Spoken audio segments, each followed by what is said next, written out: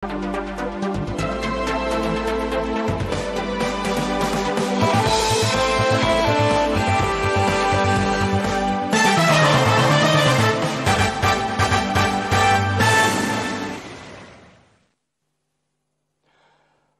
أوقاتنا أينما كنتم سيداتي سادتي من تلفزيون دولة إريتريا. نحييكم ونقدم لحضراتكم نشرة أخبار هذا المساء.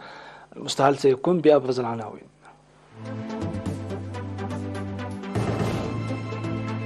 تنظيم مهرجان الإريتريين في الرياض.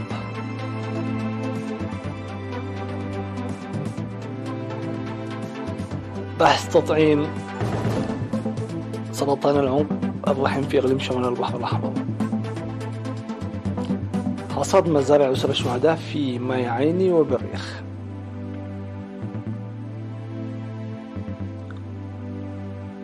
أمريكا تعلن عن مساعدات عسكرية جديدة لأوكرانيا.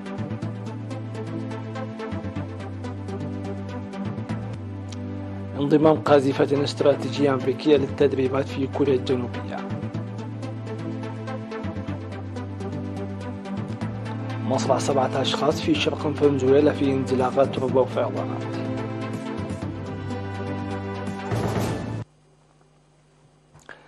أهلا بكم إلى التفاصيل. نظم يومي 3 و4 من نوفمبر المهرجان السنوي للإريتريين في الرياض وضواحيها بالمملكة العربية السعودية. تضمن المهرجان الذي شارك فيه عدد كبير من المواطنين سيمينار عن الأوضاع الراهنة في البلاد والمنطقة وبرامج ثقافية وفنية ورياضية وترفيهية موجهة للأطفال. وشرح مسؤول الشؤون التنظيمية في الجبهة الشعبية للديمقراطية والعدالة السيد يوسف صايغ في السيمينار الذي عقده للمشاركين التصدي القوي ضد المستعمرين ومناصريهم في السنوات 80 الماضية وانتصار الشعب الإريتري بوحدته وروح نضاله والوصول إلى هذه المرحلة. ويجب نقل قيم الانتصار هذه إلى الأجيال الحديثة.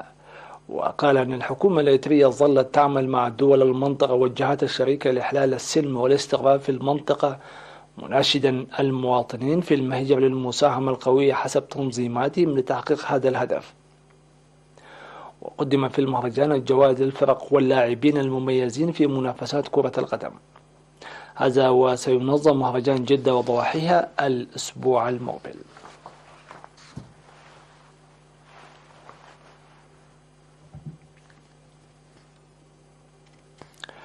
بحث اجتماع عقد يومي 2 و3 من نوفمبر في مديرية مصوى سبل تنفيذ حملة التطعيم ضد سرطان عنق الرحم بمشاركة المسؤولين الصحيين في مديريات شعب مصوى دهلك فرو وقلعلو.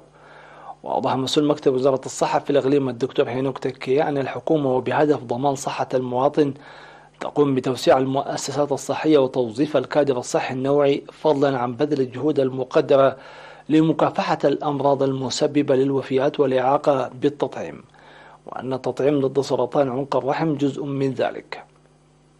وذكر بأن التطعيم سينظم من 21 وحتى 25 من نوفمبر للفتيات من عمر 9 وحتى 14 عاما على مستوى الإقليم حسب البرنامج الموضوع، موضحا القيام بالاستعدادات لتطعيم أكثر من 39 ألف فتاة. من جانبه أعرب مسؤول برنامج التطعيم الوطني في وزارة الصحة السيد تيدروس جهدقو تجاوز جميع التحديات التي يمكن أن تواجه التطعيم في إقليم شمال البحر الأحمر نتيجة سعة الإقليم وتضاريسه الصعبة وحياة الترحال الرعوية لسكانه استفادة من التجارب المكتسبة. وبحث الاجتماع خطط العمل المقدمة من المديريات ال5 مناديا لمنح الاهتمام الأكبر للفتيات التي لا تتواجد في المدارس ومصاعب المواصلات في المناطق النائية. وأشارت حاكم إقليم شمال البحر الأحمر السيدة أسمرت أبرهة إلى أهمية التطعيم داعية للعمل المنسق بتوظيف التجارب المتراكمة والموارد والشعب، مؤكدة قيام إدارة الإقليم بالدعم اللازم لإنجاح حملة التطعيم. وكانت مديريات نقفة أفعبت وقاورة ودوبحة قد عقدت اجتماعات مماثلة.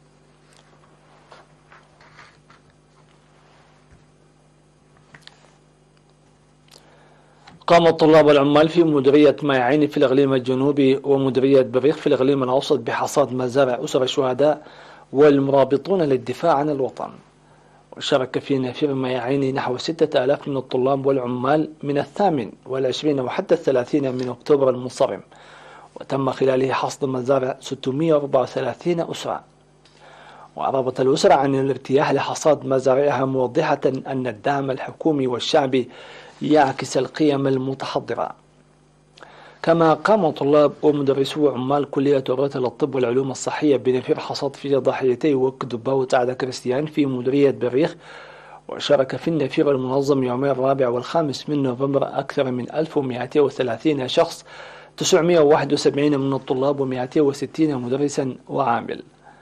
وأشاد عميد الكلية البروفيسور يمان سيوم بمبادرة الطلاب الجماعية، داعيا لقيام جميع الجهات باتخاذ مبادرات مماثلة للحصاد.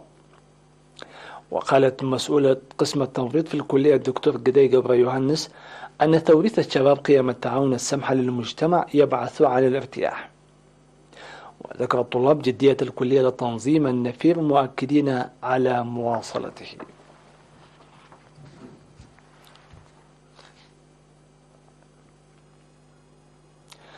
عقد فرع الاتحاد الوطني للمرأة الإريترية في إسرائيل مؤتمره يوم 29 من أكتوبر الماضي، وأكدت المؤتمرات على الاستعداد لتنفيذ البرامج الموضوعة من الاتحاد، وانتخبنا هيئة إدارية لعامين مقبلين.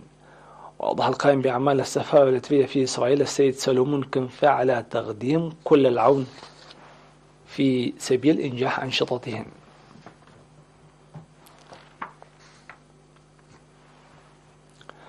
قدمت مدرسة الضياء في أسمر يوم 5 من نوفمبر الجوائز التشجيعية ل35 طالبا حققوا نتائج متميزة في امتحانات الشهادة المتوسطة للعام الدراسي 2021-2022.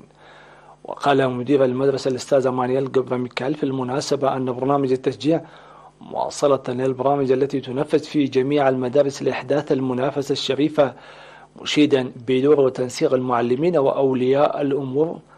وأكد رئيس لجنة الآباء السيد آدم سعيد على الاستعداد للمساهمة بالمتطلبات لإنجاح العملية التعليمية.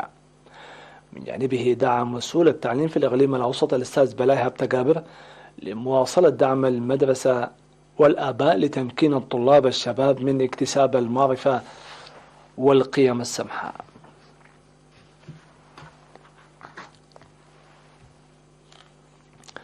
قام عمال القطاع العام والاتحادات الوطنية في تسني يوم 30 من أكتوبر المنصرم بنفير النظافة في مستشفى المدينة لضمان نظافة البيئة ومكافحة الأمراض المعدية.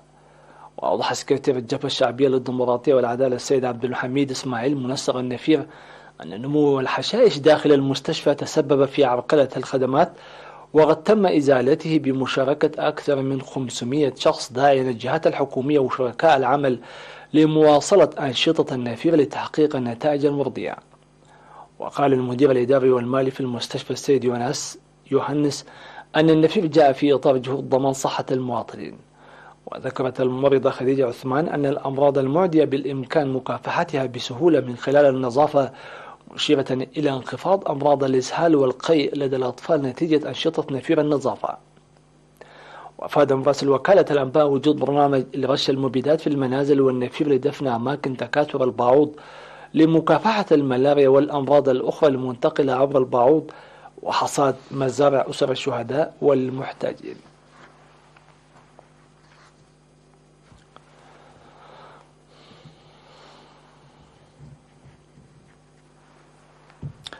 السادة والسيدات، لنا عودة بعد هذا الفاصل الموسيقي مع الأخبار العالمية، فتفضلوا بالبقاء معنا.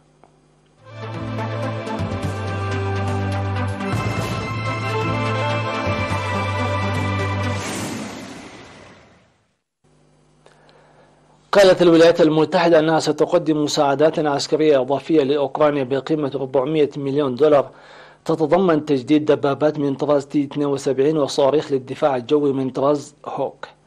وقال سابرينا سينج المتحدثة باسم وزارة الدفاع الأمريكية البنتاغون للصحفيين أن الولايات المتحدة ستدفع بتكلفة 45 دبابة من طراز T-72 من جمهورية التشيك سيتم تجديدها، كما ستقدم تمويلا لتجديد بعض صواريخ أنظمة هوك للدفاع الجوي.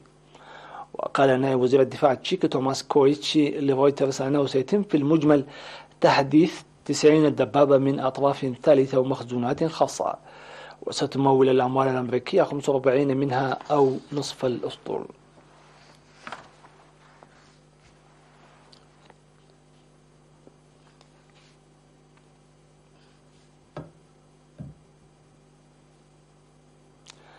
قال مسؤول في وزارة الدفاع في كوريا الجنوبية لوكالة فرانس بريس أن قاذفة استراتيجية أمريكية من طراز B-1B ستشارك في التدريبات الجوية المشتركة الجارية مع كوريا الجنوبية في استعراض للقوة بعد عمليات الإطلاق الصاروخية التي نفذتها كوريا الشمالية.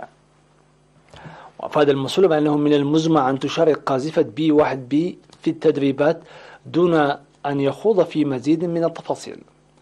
وأطلقت كوريا الشمالية عددا من الصواريخ البالستية ليصبح العام 2022 عاما قياسيا للتجارب الصاروخية الكورية الشمالية. وتسبب أحد الصواريخ التي أطلقت في إطلاق طوكيو إنذارا للسكان في مقاطعات مياجي وياماجاتا ونيجاتا في وسط البلاد للاحتماء في أماكن مغلقة، فيما تضاربت الأنباء عن تحليق أحد الصواريخ فوق اليابان، إذ فيما حذرت الحكومة من أنه قد يحلق صاروخ فوق البلاد عادت في وقت لاحق لتنفي هذا الأمر.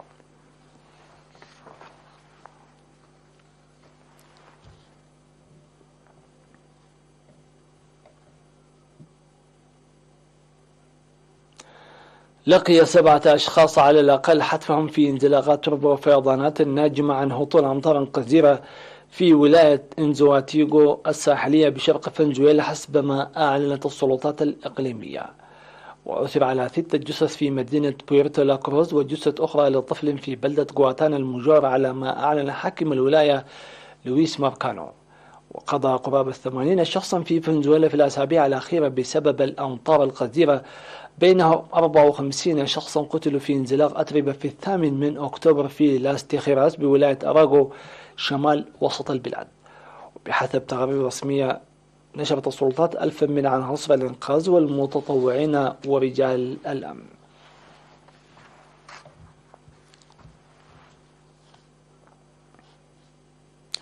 أفادت وكالة فرانس بريس للأنباء بوفاة 13 شخصا جراء حريق في مقهى في مدينة كوستروما الروسية. ونقلت وكالة سبوتنيك الروسية عن متحدث باسم خدمات الطوارئ قوله أن الحريق وقع في الملهى المعروف باسم بوليغون. وفق المتحدث فإن الحريق انتشر على مساحة 3500 متر مربع، وتم إجلاء مئات الأشخاص من المبنى الذي شهد الحادث.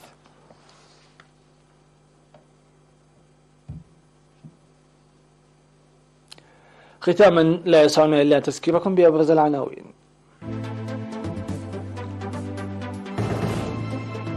تنظيم مهرجان الأدرينا في الرياض.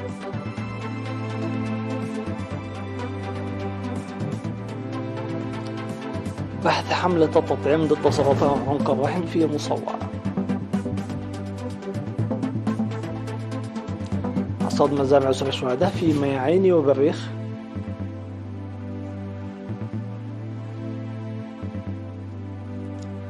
أمريكا تعلن عن مساعدات عسكرية جديدة لأوكرانيا.